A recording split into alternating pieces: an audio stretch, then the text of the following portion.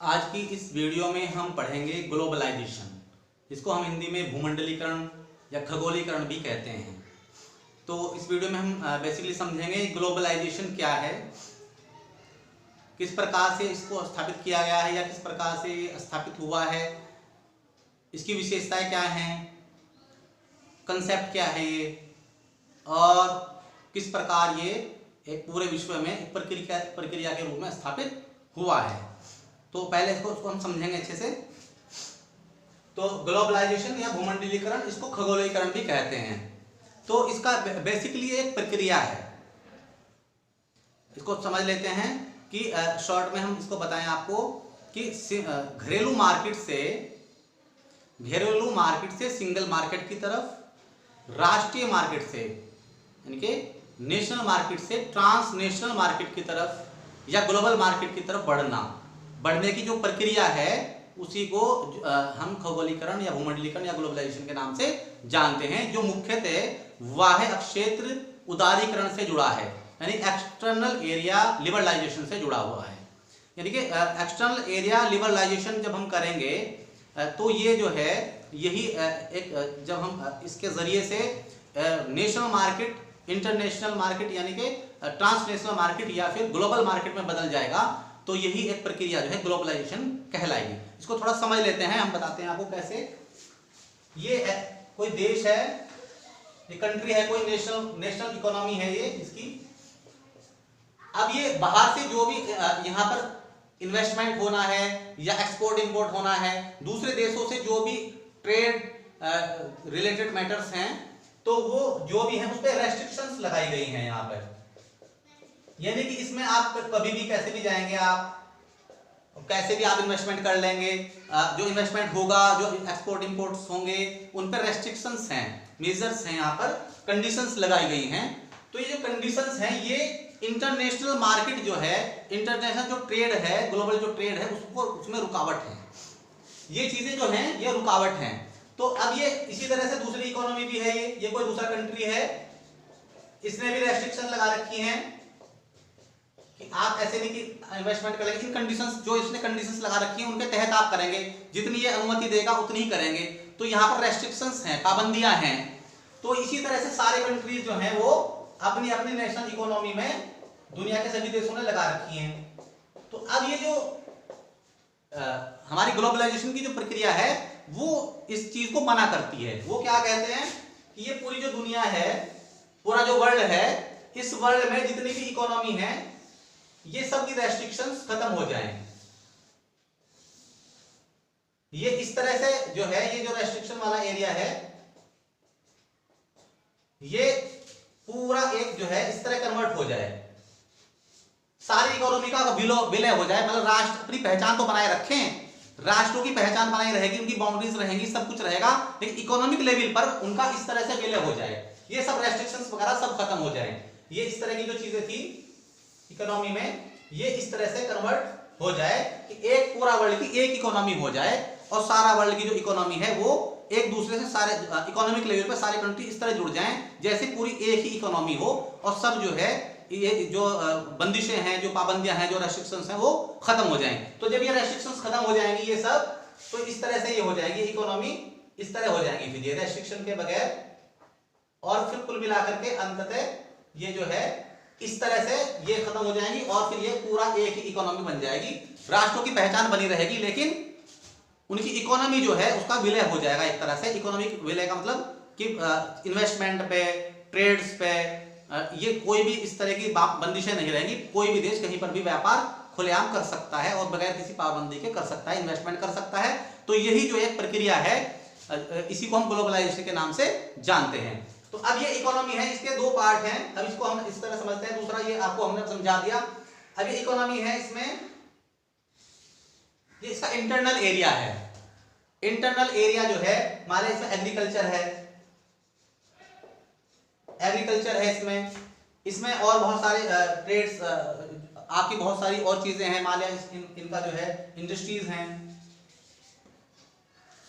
तो इन पे इन्होंने ये इंटरनल एरिया है इनका, इस कंट्री का, जो भी एक कंट्री है पर्टिकुलर, ये कंट्री है। अब हमने इसको अभी जो आपको दिखाया था वो एक पूरे वर्ल्ड के तौर पे दिखाया था। अब हम इसको दूसरा डायग्राम बनाने के बजाय हमने इसको यहीं पे दिखा दिया है। ये हमने पहले आपको समझाया था वर्ल्ड के तौर पे, अभी हम इसको एक कंट्री के तौर पे दिखा रहे हैं यहाँ पर, ठीक है। तो ये कंट्री है कोई, अभी जो हमने बताया था वो अलग था, ये डिफरेंट दूसरा डायग्राम की तरह आप समझिए इसको। इस कंट्री में ये इंडस्ट्रीज हैं, एग्रीकल्चर है, इसी के इसके इंटरनल एरियाज हैं। तो इंटरनल एरियाज पे जो लिबरलाइजेशन होगा, यहाँ पर हम, यहाँ की रेस्ट्रिक्शंस हैं, इंटरनल एरियाज में भी बहुत सारी रेस्ट्रिक्शंस हैं। तो यहाँ पर जो लिबरलाइजेशन है यानी कि उदारीकरण होगा, तो ये हो, इससे हमें हमारा बढ़ेगा निजीकरण और बाजारीकरण।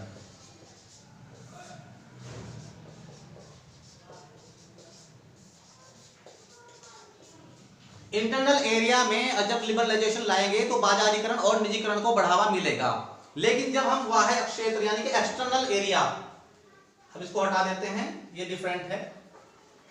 जब हम एक्सटर्नल एरिया, इस कंट्री के पर्टिकुलर कंट्री का जो एक्सटर्नल एरिया है, यहां पर ये एक्सटर्नल एरिया लिबरलाइजेशन करेंगे, यानी कि यहां पर रेस्ट्रिक्शन हटा दिया हमने, इन्वेस्टमेंट डायरेक्ट आ रहा है कंट्री के अंदर। तो जो एक्सटर्नल एरिया लिबरलाइजेशन है, इससे बनता है, इसी से बढ़ावा मिलेगा ग्लोबलाइजेशन को। ग्लोबलाइजेशन जो है एक्सटर्नल एरिया लिबरलाइजेशन ही है, ये ग्लोबलाइजेशन बढ़ेगा इससे। हालांकि ये जो लिबरलाइजेशन इंटरनल हो रहा है, ये भी एक तरह से ग्लोबलाइजेशन को बढ़ावा देगा, लेकिन ये डिफरेंट है और ये अलग है, दोनों अलग अलग प्रक्रियाएं हैं। इससे निजीकरण और बाजारीकरण बढ़ेगा, और जब ये बढ़ेगा तो अंततः ये भी ग्लोबलाइजेशन को बढ़ाएगा। लेकिन ये किसी भी कंट्री का जो है ये एक्सटर्नल एरिया जो लिबरलाइजेशन वाला मामला है, यही ग्लोबलाइजेशन कहलाता है। जब हम एक्सटर्नल एरिया लिबरलाइजेशन कर देते हैं और सारी कंट्रीज जो हैं एक दूसरे के यहाँ, इसी प्रकार इसी तरह की कंडीशन इन सारी इकोनॉमी में हो जाएगी आपस में, तो एक तरह से पूरी एक वैश्विक अर्थव्यवस्था बन जाएगी, ग्लोबल मार्केट बन जाएगा, एक ट्रांसनेशनल मार्केट बन जाएगा। और यही प्रक्रिया जो है ग्लोबलाइजेशन कहलाती है। यही एक प्रक्रिया के रूप में, ये एक अवस्था नहीं है, एक पोजीशन नहीं है, बल्कि एक प्रोसेस है जो चल रहा है लगातार। अब हम ये हमने समझ लिया, इसका कंसेप्ट हमने आपको समझा दिया कि आखिर क्या है। शॉर्ट में एक बार और बता देते हैं कि सारी इकोनॉमीज जो हैं पूरे वर्ल्ड की, उन सबका आपस में मिलना इस तरह से कि किसी प्रकार की रेस्ट्रिक्शंस व्यापार पे ना रहे, इन्वेस्टमेंट पे ना रहे, और जो भी देश चाहे जहां भी व्यापार कर सके बिना किसी अवरोध के, व्यापार के हिसाब से मैत्रीपूर्ण माहौल बन जाए, ऐसा माहौल बन जाए जिसमें सभी देश एक दूसरे के साथ आराम से व्यापार कर सके, इन्वेस्टमेंट कर सके। तो एक प्रक्रिया के रूप में ये तब हो सकता है जब हम एक्सटर्नल एरिया लिबरलाइजेशन करेंगे, यानी बाह्य क्षेत्र उदारीकरण को लाएंगे। तो बाह्य क्षेत्र उदारीकरण जब लाएंगे तो ये जो है यही एक प्रक्रिया, जब एक ट्रांसनेशनल मार्केट बन जाएगा, ग्लोबल मार्केट बन जाएगा इस प्रक्रिया के अंतर्गत, तो यही प्रक्रिया जो है खगोलीकरण या भूमंडलीकरण या ग्लोबलाइजेशन कहलाती है। तो ये हमने कंसेप्ट समझ लिया है। अब हम इसको समझाएंगे कि ये कैसे हुआ है, इसका हिसाब ये प्रक्रिया के रूप में कैसे स्थापित हुआ है। तो अब हम यहां पे देखते हैं, ये यूएस और British plan, US British plan के तहत ब्रेटन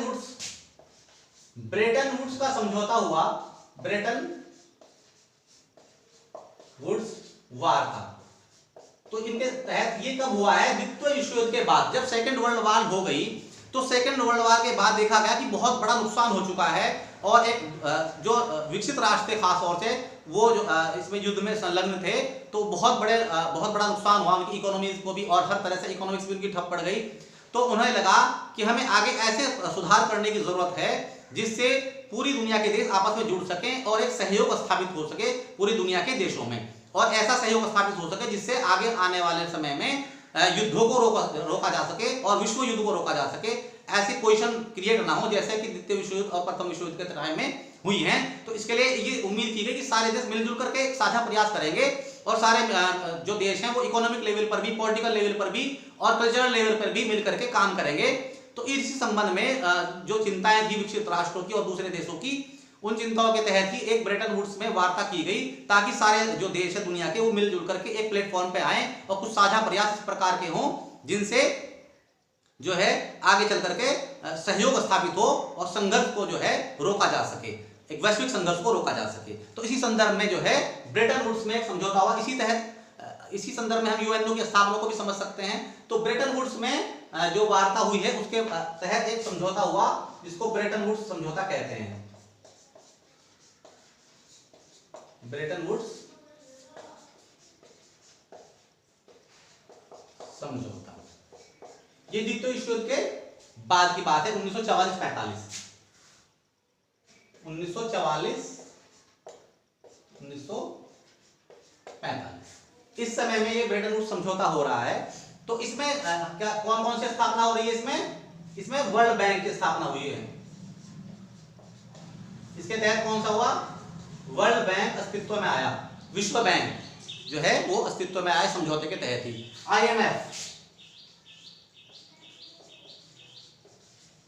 आईएमएफ यहां पर अस्तित्व में आया। तो आईएमएफ भी अस्तित्व में यहां पे आ रहा है। थोड़ा मिटा देते हैं यहां से। वर्ल्ड बैंक अस्तित्व में आ गया। तो एक ऐसी उम्मीद की गई कि एक ऐसा संगठन भी अस्तित्व में आए, ऑर्गेनाइज किया जाए जो ट्रेड से रिलेटेड हो, जो इंटरनेशनल जो है व्यापार से संबंधित हो। तो आईटीओ यानी कि इंटरनेशनल ट्रेड ऑर्गेनाइजेशन की स्थापना की भी बात प्रयास हुआ कि आईटीओ भी स्थापित किया जाए, इंटरनेशनल ट्रेड ऑर्गेनाइजेशन। लेकिन ये नहीं हो पाया, इस पर सहमति नहीं बन सकी। तो इंटरनेशनल ट्रेड ऑर्गेनाइजेशन के बजाय इन्होंने गैट वार्ताओं का प्रस्ताव किया। ये स्थापित नहीं हुआ, ये हो गया, ये हो गया। अब इसके बजाय इन्होंने गैट वार्ताएं,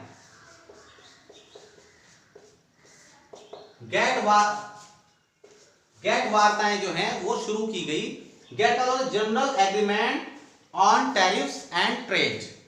देखिए जनरल एग्रीमेंट था ये टैरिफ्स और ट्रेड के ऊपर, यानी कि इसके ऊपर संबंध में हमें बात होनी थी। इसमें कौन सी बात होनी थी? टैरिफ्स में, टैरिफ जो होता है ये एक कस्टम ड्यूटी का एक प्रकार है। कस्टम ड्यूटी का एक प्रकार है, एक टाइप है टैरिफ। तो टैरिफ्स पे और ट्रेड पे यानी कि व्यापार पे बात होनी थी इन वार्ताओं में। और इसमें जो मुख्य जोर था वो सिर्फ वस्तुओं पे था, गुड्स पे था। कि वस्तुओं के बारे में जो बिजनेस होगा, अभी सेवाएं नहीं है, यहाँ पर सर्विसेज नहीं है, सिर्फ गुड्स की बात है। तो अब ये जो है 1947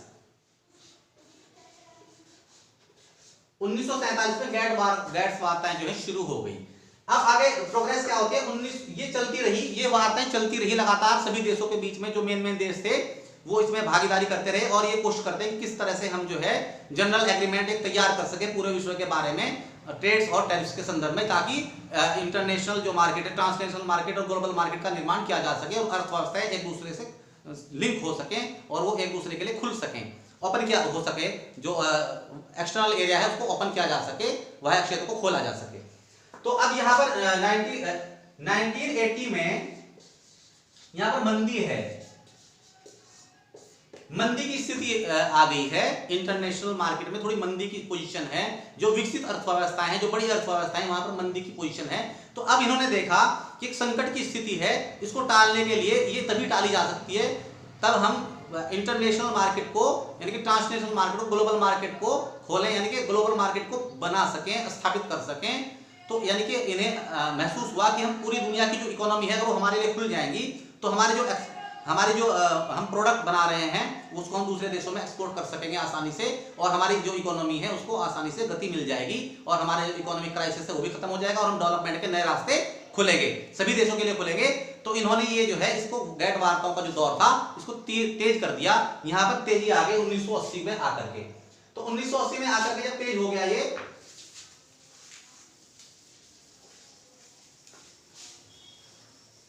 अब ये 1980 में के दशक में आके तेज हो गया है। तो 1994 यहां पर उरुग्वे जो है, यहां पर वार्ता हुई उरुग्वे में।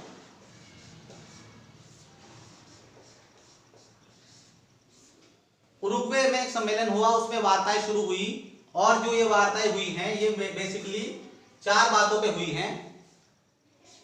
ट्रिप्स अभी बताएंगे इसका क्या मतलब है, और सब्सिडी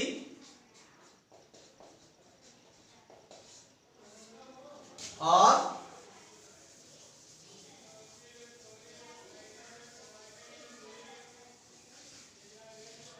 इसको बताते हैं। ट्रिप्स का मतलब होता है trade related investment, intellectual properties. Trips का मतलब हो गया ट्रेड रिलेटेड इन्वेस्टमेंट मेजर्स। और सब्सिडी, अब इनको क्लियर भी करेंगे क्या मतलब इनका, सब्सिडी और डंपिंग।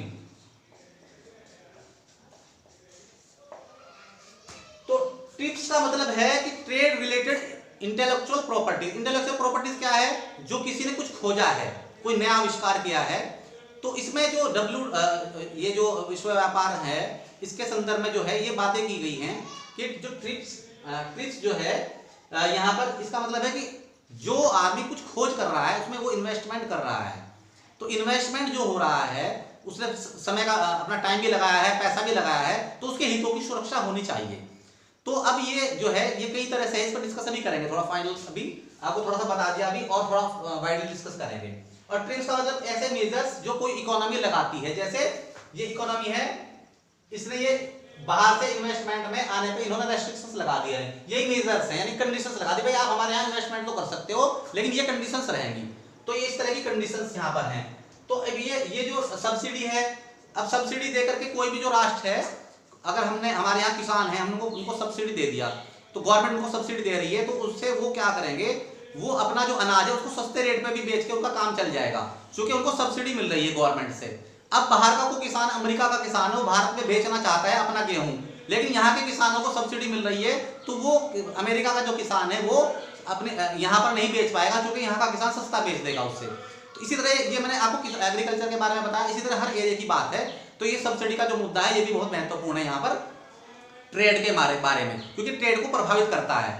ये जो ओपन व्यापार है, सभी देश आपस में एक दूसरे के यहाँ व्यापार करें, ये उसमें बाधा उत्पन्न करता है। सब्सिडी वाला जो मैटर है ये उसको रोकता है, क्योंकि सब्सिडी देने से दूसरे देश का जो माल है वो नहीं आ सकता है, क्योंकि हमने सब्सिडी दे दिया, दूसरे देश का माल उतना सस्ता नहीं हो सकता है। ये अपोजिट तरह से भी हो सकता है कि हमारे देश में किसान का जो गेहूं है वो 50 रुपए बेच रहा है, मान लिया 50 रुपए का बेच रहा है उसको, लेकिन दूसरे अमेरिका ने अपने देश के जो किसान है उनको सब्सिडी दे दिया, तो वो 40 रुपीज में बेच देगा, हमारे यहाँ बेच देगा, तो हमारा जो किसान है उसका अनाज बिकेगा नहीं। तो ये दूसरी तरह से भी काम करता है, यानी दूसरा देश भी सब्सिडी दे सकता है और अपना देश के उसको बचाने के लिए अपने देश में भी सब्सिडी दी जा सकती है। तो ये दोनों तरफ से काम करता है। तो ये सब्सिडी का जो मुद्दा है आप समझ गए होंगे। इसी तरह डंपिंग क्या है? डंपिंग का मतलब है कि हमारे यहाँ किसी चीज की कॉस्ट 50 रुपए पड़ी और हमने उस 50 रुपए के माल को दूसरे देश को 25 रुपए में बेच दिया, इसको डंपिंग कहते हैं। यानी कि हमने और घाटा उठाया और दूसरे देश में बेच दिया और वहां पे डंपिंग कर दिया, यानी बहुत ज्यादा माल बेच दिया। तो अब हमने, क्योंकि ज्यादा तो जाएगा ही, जब सस्ता होगा 25 में बिक रहा है, अब उस देश में जहां पे हम बेच रहे हैं उसको 25 का 50 के माल को, तो 25 का हमें घाटा जरूर हो रहा है, लेकिन उस देश में जहां पर हम डंप कर रहे हैं उस देश का जो किसान है या उस देश का जो प्रोडक्शन वाला है, लघु उद्योग वाला है या बड़े उद्योग वाला भी है, कोई भी है जो भी प्रोडक्ट वहां पे बना रहा है, तो जो भी उद्यमी है या जो भी है वो उस माल को उस रेट पे नहीं बेच सकता।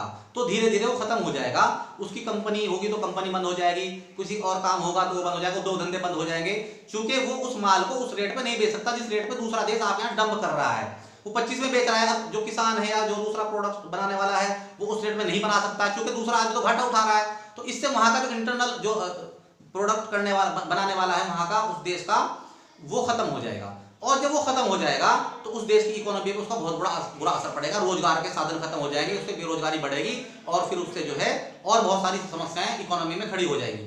तो ये इकोनॉमिक क्राइसिस बढ़ा सकता है। तो ये जो डंपिंग का मुद्दा है ये भी बहुत महत्वपूर्ण होता है। ये ऐसा इसलिए किया जाता है ताकि उस देश के उसको खत्म किया जा सके, और फिर हम जब वो खत्म हो जाएंगे तो फिर हम अपने मनमाने रेट पे बेच सकते हैं। हम अपने रेट फिर 25 से 75 भी कर सकते हैं, क्योंकि वहां पे जो प्रोडक्ट बना रहा था वो तो खत्म हो गया, कंपटीशन में नहीं रहा।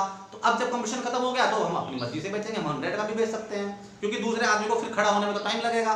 तो इस तरह की जो चीजें होती है डंपिंग कहलाती हैं। ये ट्रेड में बाधा उत्पन्न करती हैं। जो एक फ्री ट्रेड है, जो एक स्वस्थ वातावरण है ट्रेड का, उसमें इंटरनेशनल मार्केट का, ग्लोबल मार्केट का, तो उसमें ये रुकावट पैदा करते हैं, डंपिंग का मुद्दा, सब्सिडी का मुद्दा। तो अब ये जो ट्रिप्स है, सब्सिडी है, डंपिंग है, इनको दोनों को अभी मैं जो है मेजर्स पर बताया, ट्रिप्स रह गया, ट्रिप्स को मैं भी बताऊंगा जरा सा, तो आप थोड़ा सा पहले इसको क्लियर कर लें। तो उरुग्वे वार्ता 1994 में हुई इन मुद्दों पे मेनली। यहां पर जो जोर है इन्हीं मुद्दों पे है, और भी चीजों पे चर्चा हुई। अब ये इसका परिणाम ये हुआ 1994 में जो ये वार्ता हुई है कि 1995 में इसके तहत WTO की स्थापना हो गई। WTO का मतलब वर्ल्ड ट्रेड ऑर्गेनाइजेशन, विश्व व्यापार संगठन की स्थापना हो गई। अब ये विश्व व्यापार संगठन जो है ये ग्लोबलाइजेशन की जो प्रक्रिया है इसको बल प्रदान करता है। WTO का उद्देश्य क्या है?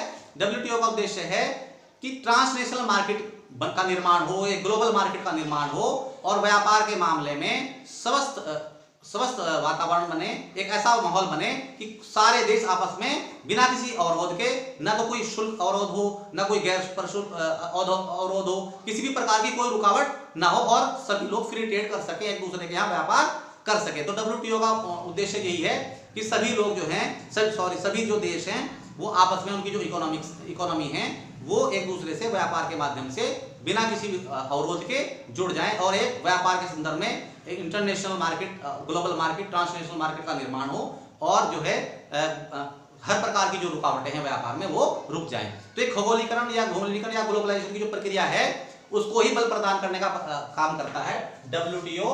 और ये WTO जो है इसके तहत यही अब जो है विश्व व्यापार को देखता है कि विश्व व्यापार में जो है अस्वस्थ मामले हैं, जो इस प्रकार की चीजें हैं जो वैश्विक व्यापार को जो है बाधित करते हैं, उनको ये उन सरकारों पर दबाव बनाता है और उनको हटाने का प्रयास करता है।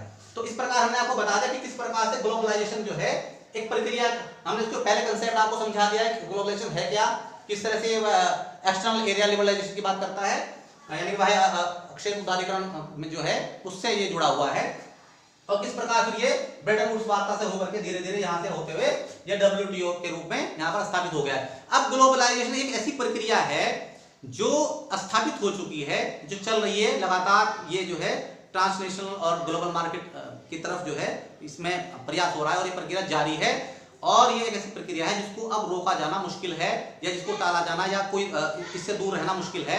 तो अब इसको रोकने के बजाय इसको अपने पक्ष में रखने का प्रयास किया जाता है। जो देश हैं अब लगभग सभी देशों को इसको स्वीकार करने की बाध्यता उत्पन्न हो गई है। बाध्यता मतलब उनको लग रहा है कि वो दुनिया से अगर उनको जुड़ना है, दुनिया से अलग तो रह नहीं सकते, तो दुनिया से जुड़ने के लिए और जो आधुनिक समय है, जो आधुनिक अर्थव्यवस्था है, जो ग्लोबल मार्केट है, उसका लाभ लेने के लिए इसका सदस्य होना ही पड़ता है और इसका सदस्य होना चाहते हैं सभी लोग, सभी देश। तो अब ये इसमें क्या है कि इसको अपने पक्ष में करने का प्रयास है, उसको नकारना काफी मुश्किल है। शुरुआती दौर में कुछ लोगों ने कुछ देशों ने इसको नकारा कि भाई हमारे लिए बेहतर नहीं है, हम इससे दूर रहेंगे और इससे दूर रहे, लेकिन अंततः उनको इसमें शामिल होना पड़ा और अभी कुछ थोड़े से देशों को छोड़ करके लगभग सभी देश इसके सदस्य हो गए हैं। और इसको अब ये प्रयास है इन देशों के द्वारा कि इस प्रक्रिया को अपने पक्ष में कर लिया जाए। ये ऐसी ना हो, ये अस्वस्थ ना रहे कि सिर्फ विकसित देशों का फायदा करे और विकासशील देश और जो पिछड़े हुए देश हैं उनका जो शोषण हो। तो इन जो विकासशील देशों की कोशिश ये रहती है और जो पिछड़े हुए देश है कि ये हमारे फेवर में हो जाए ताकि हमारा भी डेवलपमेंट हो सके। तो उनका प्रयास अब इसका विरोध करने के बजाय बेसिकली अपने फेवर में करने पर रहता है। तो अब ये मुद्दा रह गया था यहाँ पे ट्रिप्स का। तो WTO मैंने इसको इसलिए नहीं बताया था क्योंकि WTO की स्थापना बताने के बाद मैं इसको बताना चाहता था। तो ट्रिप्स का मतलब ट्रेड रिलेटेड इंटेलेक्चुअल प्रॉपर्टीज। तो WTO का मानना है कि ये जो है अगर हम इसको वस्तु पेटेंट, दो तरह के पेटेंट हैं, देखो इसमें पेटेंट भी है, कॉपीराइट है, ठीक है। तो अब कॉपीराइट बुक्स वगैरह के बारे में दिया जाता है, पेटेंट जो है ये चीजों में दिया जाता है। तो फार्मास्यूटिकल्स और ड्रग्स और केमिकल्स के क्षेत्र में खास तौर से WTO का मानना है कि यहाँ पर वस्तु पेटेंट ना दिया जाए, बल्कि वस्तु पेटेंट दिया जाए, प्रक्रिया पेटेंट ना दिया जाए, यानी कि जो प्रोसेस है वो पेटेंट ना हो। तो इसको हम समझा देते हैं क्या होता है थोड़ा सा, फिर ये क्लियर हो जाएगा आपको। देखिए ये कोई दवाई है, ये प्रोडक्ट है P1। इस P1 को 1 + 2 + 3, ये कंपनी है कोई A, इस कंपनी ने 1 + 2 + 3 फॉर्मूले का यूज किया और P1 को बना दिया। P1 एक प्रोडक्ट है, ये कोई दवाई है, मेडिसिन है, तो ये इन्होंने बना दिया है इस फॉर्मूले का यूज करने के बाद A कंपनी ने इनको इसके ऊपर प्रोडक्ट, ये जो प्रोडक्ट है WTO का मानना है कि इस पे प्रोडक्ट पे दिया जाए, इस वस्तु पे पेटेंट दिया जाए, यानी कोई भी दूसरी कंपनी इसका निर्माण न कर सके ताकि उसके हित, A के हित सुरक्षित हो सके। क्योंकि A ने उस पर इन्वेस्टमेंट किया है, उस पर टाइम लगाया है, उन्होंने एक रिसर्च टीम बनाई है और उस पर काफी पैसा खर्च करने के बाद कोई प्रोडक्ट तैयार होता है, तो इसके हितों की रक्षा होनी जरूरी है। अगर हमने इसके हितों की रक्षा नहीं की तो फिर कौन इन्वेस्टमेंट करेगा और कौन पैसा लगाएगा। तो यानी कि जो हमारे जो रिसर्च का जो काम है वो उसमें बाधा उत्पन्न हो जाएगी, क्योंकि इन्वेस्टमेंट तभी करेगा कोई तब उसको फायदे की उम्मीद होगी, जब उसके हितों की रक्षा होगी। अब लेकिन होता क्या है कि आमतौर पर ज्यादातर देशों में प्रक्रिया पेटेंट है। अब क्या होता है कि दूसरी कंपनी कोई B आती है, वो जो है ना 1 + A + B, उसने ये फॉर्मूला इस्तेमाल करके, उसे पता है कि प्रोडक्ट बन गया, उसको नॉलेज मिल गई है, प्राइमरी नॉलेज मिल गई है कि कौन कौन से इसमें मिलता है, उससे उसका सब्स्टिट्यूट ढूंढ लिया और सब्स्टिट्यूट ढूंढ करके उसने इस फॉर्मूले का यूज करके उसने भी P1 बना दिया। इसका नाम कुछ और रख दिया, इसने इसका नाम P1 के बजाय P1 प्लस रख दिया या कुछ और रख दिया, नाम बदल दिया हल्का सा, प्रोडक्ट वही है, मतलब चीज वही बना दी हमने, इसलिए P1 ही रखा है, नहीं तो P1 नहीं रखेंगे, नाम बदल देंगे, लेकिन वो प्रोडक्ट वही है, उसका जो चीजें हैं जो उसके अंदर वो वही हैं, तो हमने समझाने के लिए इसलिए P1 ही रखा है। तो इसने बी कंपनी ने 1 प्लस, अब इसको भी पेटेंट दे दिया इस प्रक्रिया पे। अब पेटेंट जो है वो ज्यादा देशों में इस पे फॉर्मूले पे दे रहे हैं पेटेंट, इस पे पेटेंट, इसको कहते हैं प्रक्रिया पेटेंट, प्रोसेस पेटेंट, ठीक है। और ये वस्तु पे पेटेंट है, यानी कि जो मेडिसिन बनी, जो प्रोडक्ट बना है, प्रोडक्ट पेटेंट है। तो WTO कहता है कि इस पे प्रोडक्ट पे पेटेंट दे दिया जाए ताकि इसके हितों की रक्षा हो। अब इसने बना लिया, इसलिए उसको बी को तो कुछ ज्यादा मेहनत नहीं करनी पड़ी, इसको पहले से ही बना बनाया मिल गया, थोड़ा सा इसने रिसर्च किया, थोड़ा सा काम किया और थोड़ा सा फॉर्मूले में चेंज करके यही प्रोडक्ट तैयार करते और मार्केट में उतार दिया। अब ए को जो फायदा होना था वो उसमें कमी आ गई, तो अब ए इन्वेस्टमेंट क्यों करेगा, दूसरी कंपनियां इन्वेस्टमेंट क्यों करेंगी। अब इसी तरह सी, अब सी ने कोई और कंपनी है, इसने 2 + 4 + C ये फॉर्मूला इस्तेमाल करके थोड़ा जोड़ तोड़ करके इसने भी प्रोडक्ट बना दिया, P1++ कर दिया, इसने कुछ और नाम रख दिया, प्रोडक्ट वही है। तो WTO का मानना है कि प्रोडक्ट पेटेंट दिया जाए ताकि जब प्रोडक्ट पे पेटेंट हो जाएगा तो कोई भी कंपनी दूसरी नहीं बना सकेगी, ए ही बना पाएगी। अब इसका ये तो फायदा है कि रिसर्च बढ़ेगी इससे, लेकिन इसका दूसरा कुछ नुकसान भी है, उसको भी समझ लेते हैं। अब इसका नुकसान क्या है, जब हमने प्रोसेस पेटेंट दिया, भारत में प्रोसेस पेटेंट दिया जाता था और बहुत सारे जो देश है प्रोसेस पेटेंट की वकालत करते हैं अभी भी, क्योंकि प्रोसेस पेटेंट में क्या फायदा है कि जब इतनी कंपनियां इस प्रोडक्ट को बनाएंगी तो ये सस्ता हो जाएगा। अब एक ही कंपनी बना रही है, इसने रेट दे दिया इसका 100 रुपए एक ही टैबलेट का। अब जब बी ने भी बनाया, सी ने बनाया, कंपटीशन बढ़ा, इन्होंने 50 रख दिया, तो इसको भी 50 बनाना पड़ेगा और रेट डाउन होते चले जाएंगे। तो रेट जो है जब डाउन होंगे तो लोगों को फायदा होगा, गरीबों की मदद होगी और लोगों को सस्ती दवाई उपलब्ध होगी। तो प्रोसेस पेटेंट गरीबों के हित में है, लोगों के हित में है, लेकिन इन्वेस्टमेंट देखने के लिए, रिसर्च को बढ़ावा देने के लिए प्रोडक्ट पेटेंट बेहतर है। तो दोनों चीजों के अपने अपने नुकसान है। तो WTO का मानना है कि इसको जो है रिसर्च को बढ़ाने के लिए, ताकि नई नई दवाइयों का आविष्कार हो, जो है प्रोडक्ट पेटेंट ही दिया जाना चाहिए। तो मुझे उम्मीद है कि आप इस वीडियो में समझ गए होंगे, पूरे जो है ग्लोबलाइजेशन की मैंने आपको कंसेप्ट समझाया है, इसका प्रोसेस समझाया है और ये बताया है कि किस तरह से इसके जो पार्ट हैं इनको भी थोड़ा कोशिश की है बताने की। मुझे उम्मीद है कि आपको इस टोटल वीडियो समझ में आई होगी, और अगर आपको ये समझ में आई हो तो प्लीज़ इसको चैनल को भी सब्सक्राइब करें, वीडियो को लाइक करें, शेयर करें, और वीडियो देखने के लिए आपका बहुत बहुत धन्यवाद, शुक्रिया, थैंक यू वेरी मच।